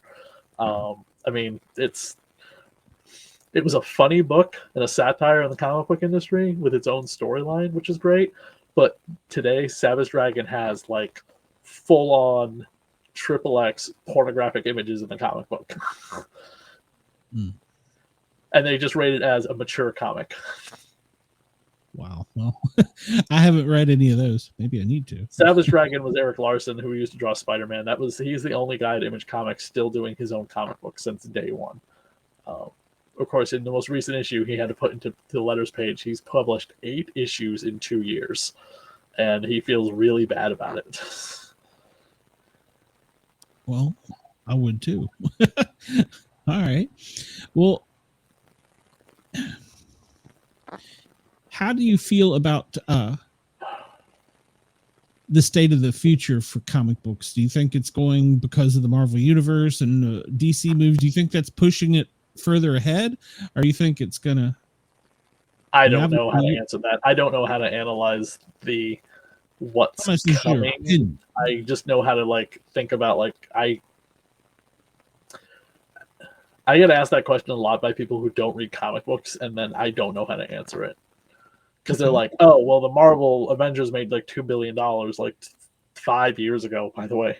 5 years ago, the Avengers made $2 billion. And I was like, great, nobody saw $2 billion in the comic book stores. No, they didn't. No, absolutely not. So until like James Gunn can come along and say, okay, so this is what we're going to do. We're going to like run ads for comic book stores at the end of the movies to promote like where to go find Superman or something like that. You have your chance to get your ad into our film in some way. Nobody can answer how the hell do you get the two to connect. And there's thousands of probably YouTube channels out there that probably have broken it down. I don't know. I was just asking your opinion on it, what you thought of it, but I don't have one because I don't know. Okay, that's fair. I mean, I can get along with that. Yeah, I just don't have there's just no way of knowing because of everything that's constantly changing. It could all fall I don't even know if I apart. knew I don't even know if I knew like 10 years ago. I mean, every 5 minutes it's like an up and down. But I have both positive and negative side of like people talking to me about how the comic book industry is. Yeah, it's in flux. Right. And since I don't exactly work in the comic book industry as much as some of the retailers do, I mean, putting out an independent book is not necessarily working in the comic book industry. There's no way for me to analyze it until I'm actually done a lot of research, and I'm too busy doing research on projects about dead comic book artists and writers. Gotcha. All right. Well, one question, we don't want to keep anybody longer than we ask initially, that I always like to ask, in any of your experiences, have you ever had any type of paranormal experience? Any type of seeing a ghost, Bigfoot, anything like that? For somebody who does a podcast called Supernatural Creatures and Lore, I always get asked this, and I go, I don't believe in the paranormal. I mean, I find it funny and fascinating. I'm not going to be arrogant to say we're the only living creatures on planet Earth in the entire galaxy, but I've gone to enough spook hauntings that I'm just like, so what was supposed to happen? Was I supposed to see something? Okay. Well, no, and that's why the show is broken up. Besides for the fact that I'm a paramedic, it's para are normal, because sometimes we agree on things, sometimes we don't. You know, I'm not a ghost person. I prefer to be out in the woods looking for big furry creatures, because, well, I just like being out in the woods for, fun. But a lot of people that we've talked to have had some experience. The gentleman before you said that his neighbor had a ghost, and he says, "Oh, I wish I had something like that." And the next night, he had something happen at his house. So, I mean, the podcast I do, Supernatural Creatures and Lore, when people hear about it, they're like, "Oh, you must believe in the paranormal," or how can you talk about this stuff in the podcast? My co-host, I think she does it as a lark or whatever to get under my skin, where she's just like, I believe in ghosts and this, that, the other thing, even though she knows I don't. The show mostly the show is all about the monsters that Sam and Dean Winchester fought on the TV series Supernatural. And then we break down like where their real life lore and stuff comes from. But in almost every episode, I say I don't believe in ghosts, and I think it's nonsense. And that might be why our iTunes ratings are the way they are sometimes. Well, I mean, now with the iTunes ratings, you can't control them. One day they're great, the next day they're. But I think it's like going to see a really crappy movie and not. It's like not going to see a crappy movie, which based on what you see in the trailer, you're like, God, this looks like garbage. Let's use The Crow for an example. I mean, Jesus Christ, how hard is it to get that formula right? But I've watched that trailer twice now, and I'm like, this is just looks like this is gonna fail. This is gonna be a failure. If Furiosa, everyone can see the trailer and be like, oh my God, that doesn't make any money. The Crow is gonna come along, this remake. But again, I'll go see it to fully back up what I saw in the trailer to be like, wow, is exactly what I thought about in the trailer. This is terrible. I will go to a haunt that someone tells me is a haunt, and then I'm like, what was I supposed to experience? Have you ever went and somebody else in your group experienced something and you were like, no way? I mean, so people have that little device, the PKE meter. Oh yeah, that goes off when it detects the energy or what. Yeah, I know what you're talking about. Yeah, right. That could be your cell phone. I mean, if you want to get technical. So I don't put much EMF detector. I don't put much faith in the EMF detectors. I went to Lizzie Borden's cafe, not Lizzie Borden's Borden Bread and Breakfast, the bread and breakfast, the cafe and in Fall River. That was hilarious, only because of the fact that there's a whole other story that happened there that has nothing to do with Lizzie Borden, but it has to do with 40 years ago, before Lizzie Borden was even born, about her aunt killing her daughters and her niece. And that's becoming like a bigger story now. But somebody was there. They had the little EMF thing or whatever, and behind me there was a door. They're all like listening to the owner's like tale, Joe, this really nice guy who's going to come on my radio show, and then I just do one of these, and everyone jumped in the room. I probably would have been one of the ones jumping. That's great. Yeah, Okay, do well, you I approve or not? The look on your face is like, how dare I? yeah, well, you're never gonna. Not I don't think saying a we're ever word. gonna. I don't think we're ever gonna get any hard evidence that there is a spirit or a ghost. I mean, I just I don't even. I don't know how science would even quantify it if we did. So We'd have to capture one in like a thing and be like, look, it's a ghost, like in Ghostbusters. yeah, exactly. Or it's like Bigfoot; they want a body. So somebody pointed out to me, if you find Bigfoot and you bring a body in, and they're going to say, okay, well, that's a male. Now we need to see a female. Well, now when you see babies, see how they grow. And it's like, it would be a never ending process for biology and scientists to document and put together its real existence. You're just not going to do it. Didn't the Bigfoot video from the 70s get completely debunked many years ago? Like that was a guy in a costume, right? Okay. Yeah. There's people that say it is, people who say it isn't. So There was because they supposedly brought in a body, but it was like a stuffed suit that they brought in. Rue Morgue, whatever the 20th anniversary of that video was, I was working at Barnes and Noble at the time, and I remember it was on the cover of Rue Morgue, 20th anniversary of 2009. Okay, maybe 30th anniversary because it was the 70s, right? So maybe it was 30th anniversary. So 30th anniversary of that video, and I read the article. It was like 2 pages, and they talk about like, so the truth is these 2 guys, and so on and so forth. And that's when I found out that video was completely false, even though it had been debunked by like Unsolved Mysteries like years ago.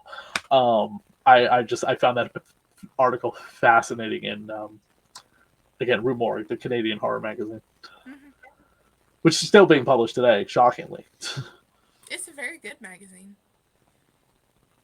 Yeah, see, horror is not my genre. I'm more the superhero type thing. So Batman, Spider-Man. I'm a Transformers geek, I admit it. It's got to be the longest running horror magazine because Fangoria has like stopped and go. I don't even know if the current version of Fangoria is even still happening right now because I don't hear anyone talk about it. But I still see Rue Morgue on the shelves when I go to a Barnes & Noble. And I think it's also the longest running magazine run by a woman, too. Really? Okay. I didn't know that. Yeah, because it was started by a woman. I almost worked for her for like 5 minutes. We were trying to start a podcast in the early days of podcasting, and we just could not get it together. But I ended up having her on my show, just my regular radio show. So, but we couldn't get the podcasting together. Like it just was not. This was like 2008. So. And they've got it in the other sense because Rue Morgue has a pretty successful podcast. But at the time, it was an absolute flippant disaster. I could not keep up. I could not stick with the technical malfunctions like the ones that we had tonight were. Yeah, well, that's you can't detect them. 2 weeks ago, we had a guest that just completely bailed on me because it fell apart. I was like, I've had to leave my own podcast that I'm a podcast team that I'm part of because the signal error completely crapped out, whatever. It happens. Yeah, it happens. And when you're live, you can't control it. So no, that's what made me feel really bad about being late. So that's why I reached out to her. I was just like, listen, this is what's happening. So well, I appreciate it. We get it. Well, if you back at the beginning of spring, we had a lady go, an author. She's like, I gotta go. There's a tornado warning, and I hear it. I was like, go. So you never know on live TV or radio or TV what you're gonna get. Speaking of terrible movies that should not be made, Twisters. We interviewed a guy from that actually. So yes. I'm sorry, but that's not.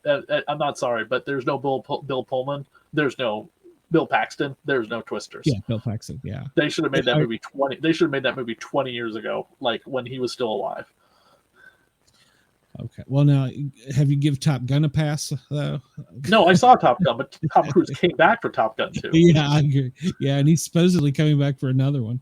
Good Lord, we'll see if that gets made. I mean, he's having problems with the next Mission Impossible movie. So the VFX people are not like just sitting down and letting Hollywood walk over them anymore. This is why. Notice there's no Spider-Man sequels animated film on the block for 24 or 25 yet. Yep, I have noticed that. They are not on the block for 25 Sony releases, but Sony's got bigger things. They just bought the Alamo Drafthouse, so hopefully this will turn things around for them. Hope so. Well, They're now the hopefully Sony Scientology Alamo just- Draft House. Hopefully Scientology just puts a pillow over Tom Cruise's head and says, "No, you're staying here now." Hopefully he wakes up and realizes how much of a farce Scientology is. Fingers crossed. Sorry to all your Scientology listeners out there, And that's a I'm whole not. podcast in itself. as well as your paranormal. So I pissed off your paranormal activity and your Scientologist people. I don't know if I got any Scientology people. No, we have plenty of people on both sides. Now, you may have upset the Bigfoot world, but they're used to it. I mean, I hang out with people who claim to be vampires or energy vampires. You know, I don't. Could you get us a vampire? Because we want to talk to a vampire. Yeah. Maybe. Pretty please. Whichever. That's every time I've reached out, somebody says they're a vampire. They either ghost me or they just ignore me or something. So I begin to believe they're full of poo. So. I mean, I've dated a couple, so maybe that's soured the relationship. I don't know. Well, everything. Just so we're aware, everything was consensual and everything was on the up and up. And then we reunited and everything's fine according to them, because I ran into some of them recently. So, hey, I'll take a referral. All the sucking was consensual. You went there. I'm not. You don't have No, to. I not. did. I'm not. See what else do I have here? I'm not. I just read an article that they have found from the original. You'll have to quote me on this. These are all vampires, by the way. Oh, that's awesome. I love that. This is 3 shelves of vampire books. This will be the last thing I show you before I have to go. Unfortunately, it's 11 o'clock here. Yeah. That's, by the way, that Coke bottle, that's Blade's Coke bottle from the Marvel lineup of Coke bottles and cans that are happening right now. When I found out Blade has a Coke bottle, I was like, well, I need that for the collection. I have to have it. It's funny how we do that. Yeah, I've got plenty of things like that. So I did a thing on my other radio show, and we're trying. I don't remember. You all can educate me because I only did a 25-second blurb on it. But the original Count Dracula, the person they thought that was the original Count. Oh, that's great. They have now pulled something off of one of his letters that's blood, sweat, and saliva, and they think that he was actually a vegan. I'm just telling you, it was an article I read. It was enough to get me through 2 songs. Okay. My buffer between 2 songs. That was what it was. So if you want to know anything about like Dracula or Bram Stoker, go see this guy. Not him. Go see him. Right where I'm pointing. His Dave Carr Stoker. He's Bram Stoker's great grandnephew. Okay. So his grandfather was Bram Stoker's brother. Okay. So he's like the foremost expert on. Well, you'll have to see if you can refer us to a vampire. All right, man. I will try. I cannot make any promises. They do not like. Here's the problem. And it has to do with the both of you. It's not a vampire show. And it's not a gothic radio show either. It's not a podcast. And one thing I've noticed with any of these vampires that do interviews, and they came on my show because they carry my book. I'm the only fictitious book in their store. Everything else is like the other book I just showed you, real world vampire, stuff. A lot of times I've noticed they don't do interviews with the muggles, if you want to call it. That's the Harry Potter word for like the normal people. I resent that. I am not a muggle. Glenn is a muggle. I don't know what a muggle is, so I'll take it. So I've been called much worse, I'm sure. But you get what I mean, though. They have like a very much like a certain type of like show they'll do. Yeah. You know what I mean? And it's not like an insult to anyone that doesn't do their specific kind of show, but I get it because I've watched their interviews and they did mine twice because I cater to that audience. But honestly, I don't see them doing like C-SPAN or like local New England whatever. Yeah. That the Temple of Satan owner, he'll do Good Morning America in New England because he loves the free press. Great for Halloween time, and he's been on whatever the Good Morning America New England show is or whatever. The way he looks and everything, he's got like a two-faced kind of scarred up looking face and everything, and complete gentleman, but but that's local New England. He's not going to go on like Stephen Colbert's show. Sure. And we're more in our areas. We're more popular in the South. That's where our numbers are. Correct. So the one thing I've noticed with like anyone from the community, which is they'll do all sorts of talk shows. I've noticed, but vampires, it's that like they just don't want to be made fun of. Yeah, well, It's understandable. I won't make fun of you. I just gotta like. Well, I'm not saying you will. No. It's just you definitely look at the type of interviews they do, and it just they're very They're not going to take that risk that it could turn into. Sure. correct. So I don't respect take it offensively. It's just like even recommending it would be like a very hard sell. Okay. Understandable. Well, I'm good with that. That's not to say you can't probably find somebody that would do it. I'm just the ones I know, very hard sell. I just haven't found anyone to. Well, I can't. Also, and I don't understand this. It's hard to get people that are Norse, pagan. They don't want to come out. Somebody that's a common practitioner, like a. I find that to be very easy, but again, I don't do other than my Spider-Man podcast. I have a few podcasts, and I don't want to list them all because it feels like I over bloating it a little bit. But other than the Spider-Man podcast I do, most of my shows are horror related or adjacent. But I do a show called Radio of Horror on Sunday nights, and it's an actual live broadcast radio show, in a studio. So when I reach out to someone to be like, hey, I want you on the show, this is what we've done, these are the interviews we've had, whether it be fictitious or real, you know what I mean? And I get most of the time, I get a yes, or I get a like, I'm so busy. Robert Kurtzman and I are trying to have, Robert Kurtzman of KMBFX Studio, I've been trying to have him on the show since I met him at the Boston Sci-Fi Film Fest, but his partner has now unfortunately shot me down to November, and I'm just like, ugh. So, but she's just like, keep trying, and I'm like, I'll be back. So, but unfortunately, I have to go.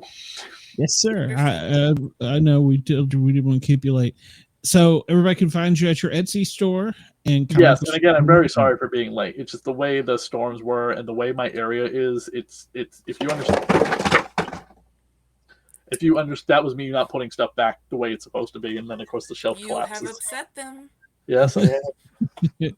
If something bumps you on the head, you might believe. What was I saying? Your Etsy store.